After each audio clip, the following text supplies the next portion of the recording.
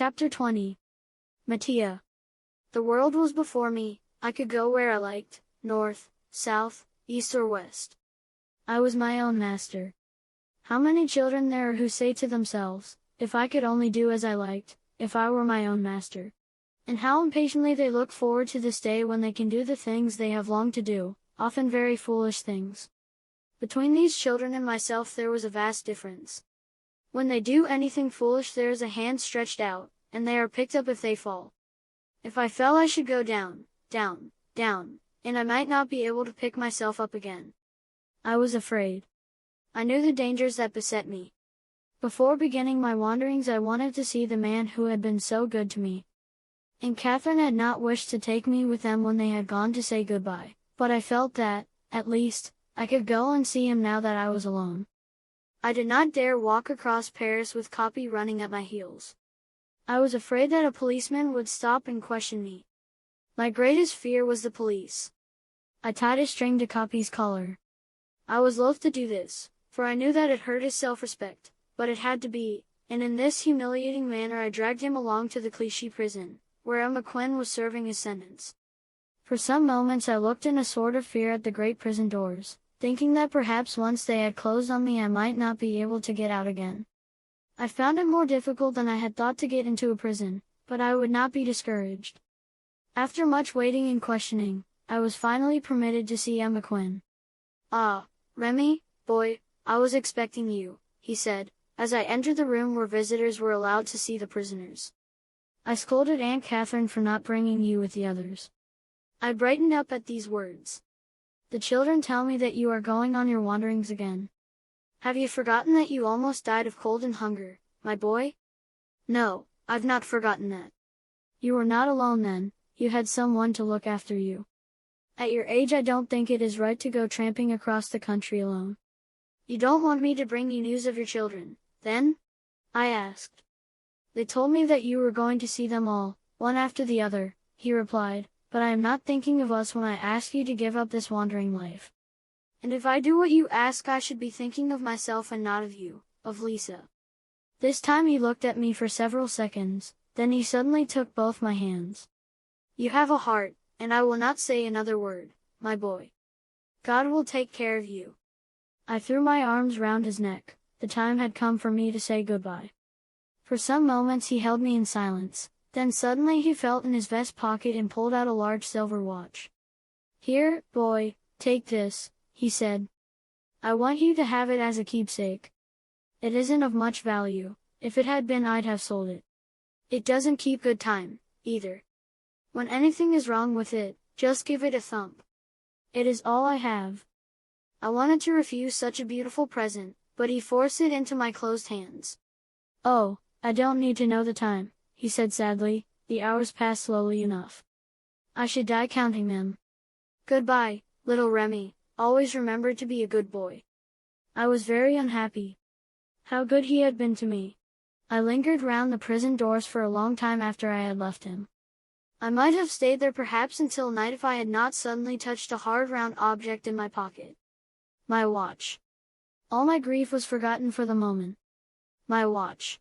My very own watch by which I could tell the time. I pulled it out to see the hour. Midday. It was a matter of small importance whether it was midday, 10 o'clock or 2 o'clock. Yet, I was very pleased that it was midday. It would have been hard to say why, but such was the case. I knew that it was midday, my watch told me so. What an affair! It seemed to me that a watch was a sort of confidential friend of whom one could ask advice and to whom one could talk. "Friend watch, what's the time?" "Just 12 o'clock, my dear Remi." "Really? Then it's time for me to do this or that." "A good thing you reminded me, if you had not, I should have forgotten." In my joy I had not noticed that Capi was almost as pleased as myself. He pulled me by the leg of my trousers and barked several times. As he continued to bark, I was forced to bestow some attention upon him. "What do you want, Capi?" I asked. He looked at me, but I failed to understand him. He waited some moments, then came and stood up against me, putting his paws on the pocket where I had placed my watch. He wanted to know the time to tell the distinguished audience, like in the days when he had worked with Vitalis. I showed the watch to him. He looked at it for some time, as though trying to remember, then, wagging his tail, he barked 12 times. He had not forgotten. We could earn money with my watch. That was something I had not counted upon. Forward march, children. I took one last look at the prison, behind the walls of which little Lisa's father was shut, then went on my way. The thing I needed most of all was a map of France. Knowing that in the bookstalls on the quays I could procure one, I wended my way towards the river. At last I found one that was so yellow that the man let me have it for 15 sous. I was able to leave Paris now, and I decided to do so at once. I had a choice between 2 roads. I chose the road to Fontainebleau. As I went up the Rue Mouffetard, a host of memories rushed upon me. Garofoli, Mattia, Ricardo, the soup pot fastened with a padlock, the whip, and Vitalis, my poor, good master, who had died because he would not rent me to the padrone. As I passed the church I saw a little boy leaning against the wall, and I thought I recognized him. Surely it was Mattia, the boy with the big head, the great eyes and the soft, resigned look. But then he had not grown 1 inch. I went nearer to see better. Yes, it was Mattia. He recognized me. His pale face broke into a smile.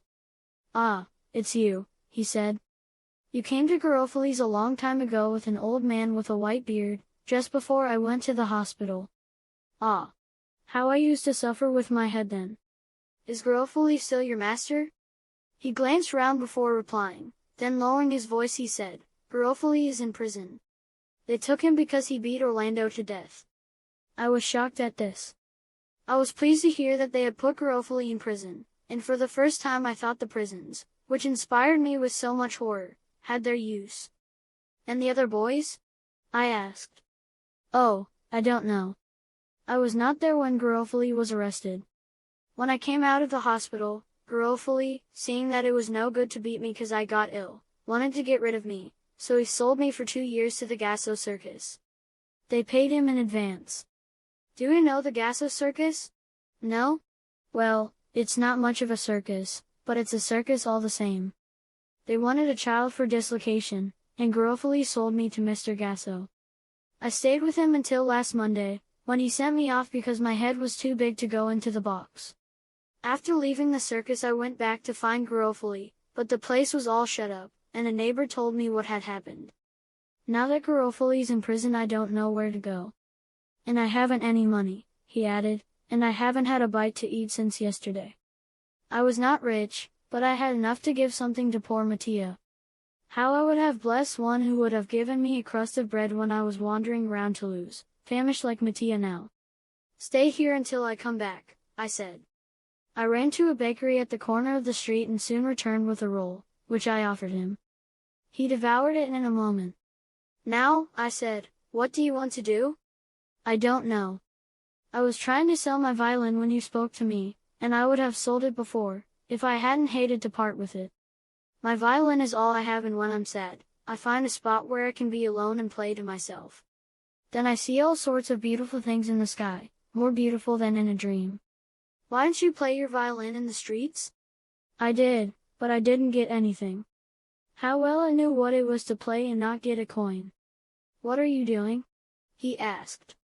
I don't know why, but on the spur of the moment, I put up a ridiculous bluff. "I'm the boss of a company," I said proudly. It was true, but the truth was very near falsehood. My company only consisted of Capi. "Oh, will you?" began Mattia.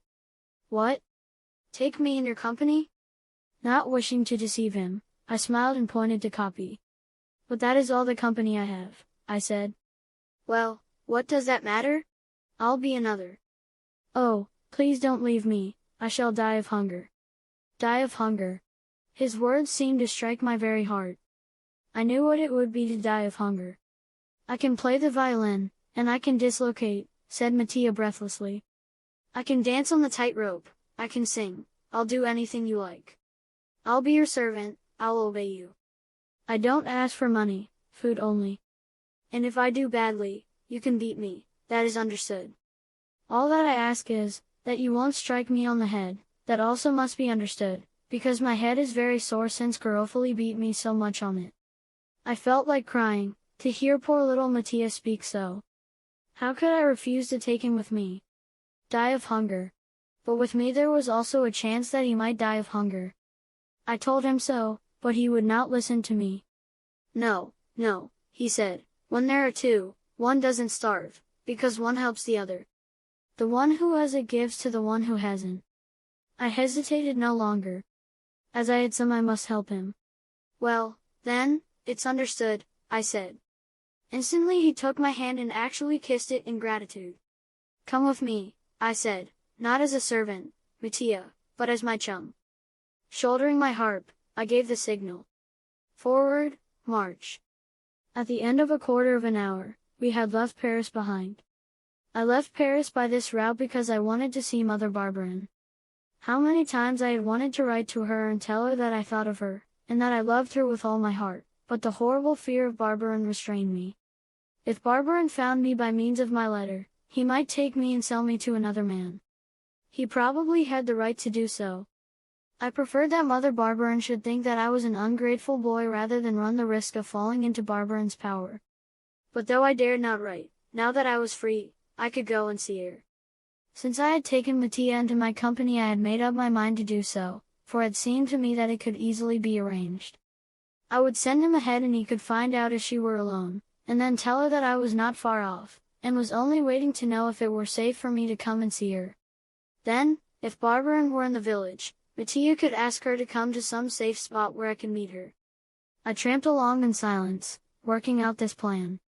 Mattia trudged by my side. He also seemed to be thinking deeply. The idea came to me to show off my possessions to Mattia. Unfastening my bag, I proudly spread out my riches on the grass. I had 3 cotton shirts, 3 pairs of socks, 5 handkerchiefs, all in good condition, and 1 pair of shoes, slightly used. Mattia was awestruck. And you, what have you got? I asked. I've only got my violin. Well, we'll go shares, now we're chums. You'll have 2 shirts, 2 pairs of socks, and 3 handkerchiefs, but as it's only fair that we go shares in everything, you'll carry my bag for 1 hour and I'll carry it for another. Mattia wanted to refuse the things, but as I had quickly fallen into the habit of commanding, which, I must say I found very pleasant, I told him to be silent. I had laid out Etienne's needle case and also a little box in which I had placed Lisa's rose. Mattia wanted to open this box, but I would not let him. I put it back in my bag without even lifting the lid. If you want to please me, I said, you will never touch this box, it's a present. I promise never to touch it, he said solemnly. Since I had again donned my sheepskin and my harp there was one thing which caused me serious thought.